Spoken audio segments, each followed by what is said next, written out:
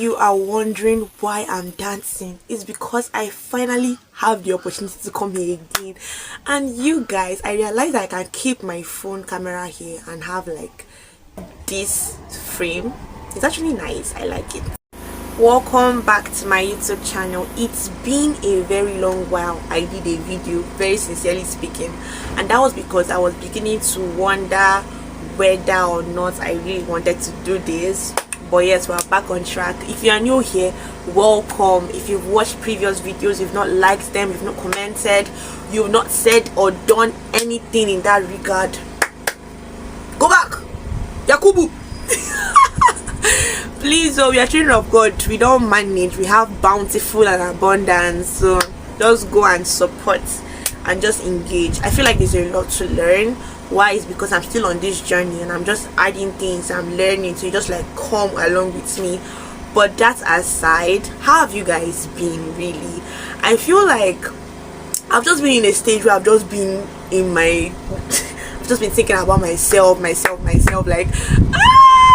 so yes, how are we doing, guys? How is Nigeria? If you're outside Nigeria, how is your country treating you? What's up? What's new? What's going on?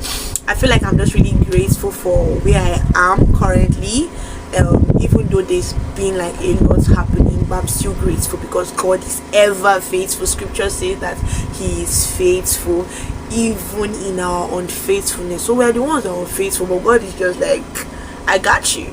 So yes, I've just been leaning back at Oga Baba Jesus. I've just been leaning down on Him. So yes, that's how I've been, and I want to know how you are. Just type it out in the comment section. You see, God is willing and able to do more than we can ever think or imagine, and I just want you to take that word. Just hold on first. A lot is coming, but just hold that word. Hold that one first, right? But it's just really exciting to have you guys here, and I'm really excited to start again videoing and doing this whole YouTube thing again. So yeah, welcome. This is a good place to be.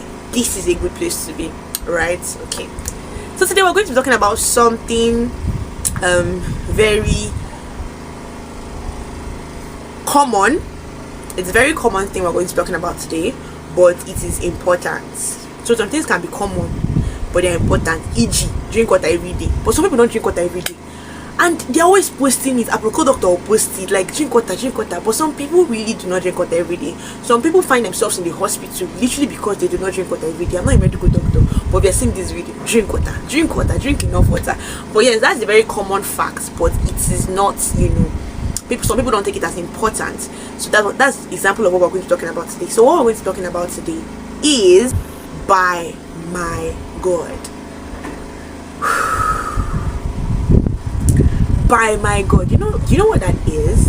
It's like when someone says by my God, it's like not alone with somebody. So by this, by that, through this, through that. So by my God, and this phrase made so much sense to me when I was in school. So when I was in school, I've already done this video, one of my first videos, talking about the struggle. But I'm going to be talking about like graduating from school. It was very hard. I remember calling my mentor on phone and I was just like, I don't think I'm going to graduate. And this was so bad because I was looking at people who were in my class and people who looked up to me per se, just because like I'm a Christian and I had like Christian values, still have Christian values, and people would just look up to you like, oh, this person is doing well. I even had times where I'll go to fellowship and somebody would tell me, oh, first class babe. I'm like, I don't even know if I'm going to graduate. Don't do that to me. Don't do that to me. And it's also because I have a track record of doing well, and that was just there, just those students that you just see them and you just think that this person is good, they are good, I beg. But like there were a lot of issues. So because I had transferred from 100 level to 200 level to study law, my school told me I had to do the 100 level courses that I did not do when I was studying international relations, because I did international relations in my 100 level, then transferred to law in my 200 level. So my school told me, you know what, you have to go and do all those courses, and there were 6 in number. And I thought I could do it though. But when 200 level passed, 300 level came with its own courses and bigger credit unit loads, and I was like, I need to focus on this. I'll do this 100 level courses later in my 400 level. 400 level came with its own problem. I was like, I need to focus on this courses. I'll do this other one. So they just began to pile up and pile up, but I was trying to write them. So in my final year came with its own baba courses. We had like 8 credit unit courses, 4 credit unit courses, and those were harder, right? And I had like 2 more 100 level courses to do before. And if you don't do 100 level courses, you're not going to graduate. No excuses, you're not going to graduate, right? And I just felt so overwhelmed because these courses were second semester courses, and second semester is final examination, for being in final year. That's like final examination and defense. So a lot of things were just happening at the time, and you are not going to explain to anybody that I didn't carry over these 100 level courses just because I transferred and I had to write them. So I just felt like, oh my days, what am I going to do? I was feeling so overwhelmed. I called my mentor. I told her, Ma, I don't think I'm going to graduate, because if I tell myself I'm going to focus on my final year courses, then these 100 level courses, they are going to suffer. And this second semester, you cannot write summer. Summer is a time where a period where you can write your carryover courses, but this is like the final semester of your year in school. So if you fail any course, you are going to come back to rewrite it. So there is no try and error, and you have not attended. Personally, I had not attended classes for these 100 level courses. I only knew that this is the course. So I knew that I was just in a place where I was like, I need to focus on my final year courses. These 100 level courses, I don't really know. So we went back and forth. I now realized that we are plenty. Before I thought it was only me, but people started coming out to say, when final year comes, everybody now begins to know what will make me not to graduate. Everybody's now coming out, with their issues. So I now realized that I'm not the only one here. So some people even had like up to 8 courses to write from 100 level because they transferred, the direct entry or transferred, and it did not give me hope. Actually, it did not give me hope, because I'm like, it does not matter, because if I fail even one course, I'm going to come back here with an extra year. So it did not make me feel any type of way, but there was just a comfort in the sense that you are not alone, right? So I think that was God's first comfort to me, that you are not the only person going through this particular thing. So we went back and forth with our school. Our school will tell us 1, they'll tell us 2, and time is going, and you still need to be reading for your final year courses, final examinations, defense, and just a lot of examinations my school now put around final year. They're not even part of our law course. So in that period, I was just very overwhelmed. I remember going to pray to God at night. One of the nights, I was just like, you know what, let me just go and pray. I woke up in the night, I went to go and pray. At that point, we did not have examinations, but levels in school had examinations, so people would be reading and all of that. So I said, instead of me to just be on my bed wallowing and thinking of my life, let me just go and pray. And I went to pray to God, and God gave me a word, which was assuring me that I was going to graduate. So my mentor told me something. She told me to envision graduating. I should stop saying I'm not going to graduate. So I got my book, which is this book I have here. So I wrote on this book that I persist, that I must graduate in 2025 with a 2-1 division, and my family shall be glad.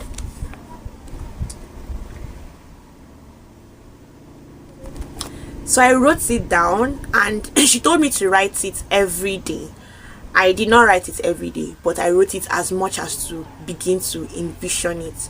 So what this did for me, it began to tell me that I could do better. And then in this particular journal, it's filled up now. In this particular journal, I wrote a lot of promises that the Lord was giving to me about graduating and all of that. But it did not mean that I did not have doubt too, because even after everything, I will still call her. And another thing was my project. My project took a lot of time. Like, when people already like, I started my project with a lot of speed, but after my chapter 1, I was like, let me rest. And there's nothing in chapter 1. Chapter 1 is just literally bringing your topics, arranging the order, 1.1, 1.2, and just all of that. The main work is in chapter 3, because chapter 2, you're just defining terminologies and telling us the basis. But chapter 3 and chapter 4, now where the work day. Now I had done my chapter 1 and I went to rest. I went to go and start thinking of my life, like these 100 level courses, these 100 level courses, and I forgot that project was 6 credit units. But yeah, I called my mentor and she sent me her project. You guys should clap for my mentor over here. Yes. And then clap for my mom here. And clap for my aunties here. My aunties really helped me financially. My mom helped me financially. She helped me with prayers. My mentor sent me a project. She just gave me a clue, because I was wondering, what am I going to do? So she sent me a project and they gave me a clue on what I would do. It was not the same project topic, but just seeing the outline, the level of excellence in our project topic just gave me a lot of strength to go ahead to write mine. But then again, it was not still easy, and just because there were a lot of other things I was thinking about at the time, I could not focus. And then lecturers are still setting mandatory lecture as 3 weeks to final exam, and I'm like, is happening? So you're coming to class, you're telling yourself, today I'm going to write my project, but when you enter classroom, you're realizing that you have lectures from literally 8 a.m. down to sometimes 6, because lectures are like, I've not finished my course outline, our final examinations are coming, I have to set extra class. So sometimes on Saturdays you're also having lectures, so that means I did not have a lot of time to focus on my project. I remember these 100-level courses, so every time we are always at the VC's office, DVC's office, trying to know what we're going to do with the 100-level courses. How can we write them during summer? Because there's no way we can write them during final examinations, at least all of them. And eventually the school granted us to write it during summer, because we could not write those courses during summer because we have not failed them. So summer is, if you have failed the course, you can write it, pay for it and write it. But the school now granted that we can write it during summer even though we have not failed it, because they were assigned to us, like I said initially, and the school told us not to even bother paying for them. So I was able to register those 2 courses and write. I wrote them. Yes, I wrote them. I think the summer was before our whole final examination, so I was able to write them, even though I was still very skeptical about those 100-level courses, because like I said, there was no class. Nobody fixed any class for us. Nothing. There was no material, because these courses have already been scraped out, because like they did them like in 2021 and we're writing them in 2025. So most of the courses, for me, both courses I wrote have already been scraped out. So that means you have to help yourself, literally. And that's what I did. I had to browse ChatGPT at some point. I'm just tired. So even when the questions came out, I had to use secondary school knowledge to answer them. I was very skeptical on whether I was going to actually pass the courses, but by the grace of God, I passed them, right? And then my final year examination papers came. It was a lot. See, I'm telling you guys this story. It just it was a lot in that period. I'm telling you, it was a lot. But I thank God for my mentor. Do you guys know that my mentor called me out one day when I was thinking about my life? She took me to ShopRite and she bought me bread, meat, ice cream. This woman loves me. Like, she loves me so much. So because at that time I was the only one in my room, because every other level had gone home, so it's just the final year students in your room, just me, because there was no other final year students. I had sweet 300-level girls staying with me, so they left and it was just me in my room. And my mentor was like, you know what, girl, just come out. I just ate, she prayed with me, I complained about everything that was doing me. I ate, I came back, I ate, I read, and I felt so good in that moment. And she was just so instrumental in what God was doing with me. My mom too. My mom, anytime I called her for money, she would just send it. She just knew the afflictions of my heart, so she would just send it. And just a lot of people that really called to like pray and also send me money at the time. My auntie Zomaka, she sent me money when I finished my project defense. I'm truly grateful for as much people that really helped me, because it was just so amazing. But there was a lot of pressure, because like, I have to graduate, because these people are investing in me. Imagine after this and I don't graduate. So in a way, just you added a lot of the pressure. And then, and like I said, a lot of people that were looking up to me, me, calling me the first class girl. I served as vice president in my fellowship, general secretary. So people are looking up to you because you served in a leadership position. A lot of times we talk about academic excellence in our fellowship, and sometimes now me they anchor am. So imagine not graduating. You don't understand the pressure. But anyways,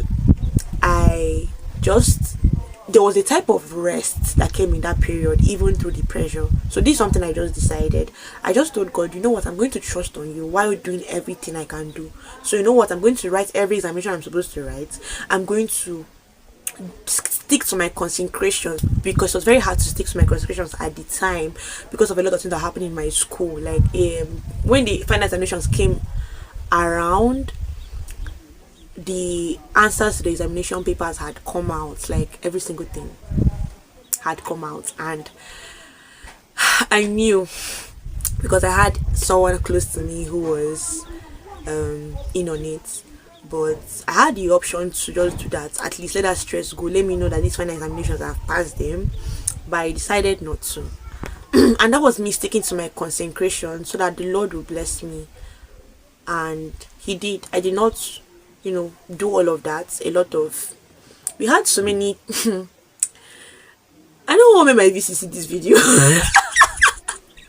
But anyways, a lot of things happened in that period, but I stuck to my consecration. And then I just want to tell somebody out there are plenty of people in your class that are doing examination malpractice, and you are so overwhelmed and you just want to be done with this thing. Please stick to God. See, God will never fail you. He's not a man. He can't fail you. I'm talking too much at this point, but I want to bring an example from my 400 level when we were doing equity and trust. I had finished reading the first topics we had. That's what the lecturers usually set for mid-semester. So mid-semester is an examination we do before the main examination. I had read only the beginning parts of the topics we had done in the semester, because that is how the lecturers usually mark. Now this lecturer went to go and set the last topics he taught us before the said mid-semester examinations. Well, as I entered the hall, everywhere first blow. I say, what is happening here? I did not even look at this topic. It's just one topic. Let's say we had 6 topics. I read 5 and left that one he taught us the day before. I felt like he was not going to set it, because you just taught us this topic, so you can't set it. It's not normal to do. We know they're normal to do. So I read the first 5 very well with every case and section, and this lecturer said, I'm gonna deal with you guys. And that was the only topic he said on. My brethren, I entered the hall. See, it's not as if I had a little bit of knowledge or that one the days to talk. I knew something that nada day my head. Nothing was in my brain. But when I went into that hall, I brought out my foolscap sheet, and do you know what I wrote? Holy Spirit, help me or I'll fail. No, I did not submit it. I had to tear that foolscap sheet, and I now just began to write. So mid-semester is over 15. I think I got 8 over 15. That's a very low score from what I am used to. But I was grateful because I did not write anything. Do you know, I was just telling stories of life. I did not give any single case or section. And if you know Dr. Nkolu, you will know that man, I was so surprised he did not give me 1 or 0. But I got an 8 over 15. And almost every single person in that classroom that we wrote equity and trust used their phone, because the student was supervising us, not the lecturer. So she allowed us, because she saw that the question was, everybody was like, hey, so that's just what happened in my 400 level, and I passed that examination. I passed the course. So don't ever think that I'm getting into this hall, I don't know anything, the only thing is for me. No, you have an option. Some people think that the only option they have is examination malpractice. I had no other choice. You do have a choice. You have the choice to trust God. What do you think it means when somebody says I was pressed on all sides but not crushed? What do you mean when it says I stood for God? It is this type of situations. You don't have to wait for them to. If you have read Mark of the Lions, when they hold something to your throat, or you have come before a death situation and they ask you, do you believe in God? Friend, I'll say yes. No. It's in those situations where you feel like there is no other option, but your spirit bears witness that there is God as an option. There's your consecration as an option. What happened down to my final examinations. From the time I gave my life to Christ, I did not participate in any examination malpractice down to my final year, and I really, it was not easy. it was not easy at all. There are times when it's like, just do it now. Even the lecturer will not mind you doing it, but I did not do it, and it really paid off. So after the whole examinations and everything, the Lord had been faithful. I came back home and we were now awaiting the graduation list. So our results came out, but for us that wrote those 100 level courses, the 100 level results did not come out. So I was not sure whether I had passed it. So the first list of graduating students came out. My name was not there. The second list of graduating students came out. My name was not there. And I was scared. I was like, oh my days, I failed these 100 level courses. I did not even read for it. Lord, I don't know how I'm going to do extra year. What of all those 100 level students? I told them they can get 5.0, they can graduate to the 2-1 in first class. They should never think of a 2-2. You know? I knew I was not going to get to the first class because of the 100 level courses in themselves, and how just transferring had affected everything, and just how that period was. And let me also point out that in my final year, I missed up to 2 weeks of lectures because of I focused on finishing my project. I knew that if I was not going to miss those classes, I would not finish my project, and I needed to finish my project. So I just missed 2 weeks or 3 weeks of lectures. And my school, if you don't have up to 75% of attendance up to the day of examinations, you will not write that examination and you will not graduate. And they implement it. It's not just talk and don't do. They actually implement it. But I told myself I needed to do my project, because there was no other time I was saying to do this project thing. Like, even if I spent time in the nights, I was not able to finish it. And my school was doing plagiarism test. So that means if you use any bit of AI or you copy somebody's work verbatim,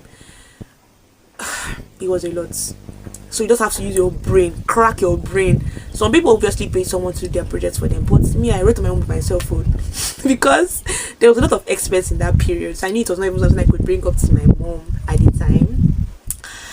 Yeah. So after all of that, I was now very scared. Is my name going to come out? Is my name not going to come out? I would pray. My mom was also very supportive. My mentor too. She already told me that, I thought you wrote in your journal that you persist. So just trust in it. And by the grace of God, I really trusted God. And my name came out on the 3rd list. I was so relieved just to see that 2-1 Abarikuchi and Christy. I was so happy. Like, I felt so excited. But that was not where God stopped his miracle and his testimony. On the day of the convocation, I came to school. I was not expecting anything because God had already shown himself faithful by making me graduate with a very good 2-1. Now, on the day of the graduation, of the convocation, as I was about to get into the convocation ground, one of my babies called me and she tells me that she sends me a picture, and I see that I got an award for the best behaved student. Now this is where it's crazy and I cannot phantom it. You cannot tell me I missed up to 3 weeks of lectures. Literally, where the main lecturers, because the main lecturers teach us in final year, so you have our deputy dean, our dean, our HOD teaching us in our final year, and these people have the capacity to see that you are missing lectures even through your attendance sheets. But there are people who have never missed lectures. So what was it that made me the best behaved student? The best behaved student with a cash prize of 100k, and he actually gave us the 100k. Me, when I even saw it, I was like, if I get this money, I'm going to sweat. And when I had come for my convocation, because I had already seen the award, and I arrived on the ground, people just began to speak around me, and they were saying things like, oh, of course she'll get it, she's too quiet, she does not talk, she's not fun. I say, well, I don't get time. So I don't get time. Let me go shop my 100k. What made me realize was that when you give God yourself, when you consecrate yourself to the will of God, he's able to bring you forth before men. And God does not give us the reward that we think. I was not even thinking of that, to be very sincere. I was satisfied with my 2-1, but God glorified himself through me by giving me that. And I would get a lot of people coming to me after that day to tell me that, oh my days, serving God really paid up for you. And that was the thing I was most scared of, that somebody look at me and tell me that you served God but you did not graduate, you did not graduate with good results, you did not graduate excellently well, but God honored his name in my life. And that is why I titled this video, By My God. I want you to be encouraged to stand with and by and for God, no matter the circumstance. See, let there be no situation that meets you and there's an excuse you have to give for not standing with or for God. Stay true to your consecration and to your disciplines. Don't allow anything to take you away from it. God will honor you, not even in the way you think, but beyond what you can ever think or imagine. I hope this message blessed you. Please, you have people that need to hear this. All those friends you have been telling to stop examination malpractice, that sister that has been struggling with her academics, that doesn't know whether she's going to graduate, that it's just seeming very hard. Send this message to that brother too, and let God permeate his word in their hearts. God is telling them today that he can do more than they can ever think or imagine. He's telling them today that if they persist with his word and with his ways, he will surely bless them. Thank you so much for watching. If you have watched this video and you've been blessed, please like, share, comment, and save, please. You would need to hear this even next year.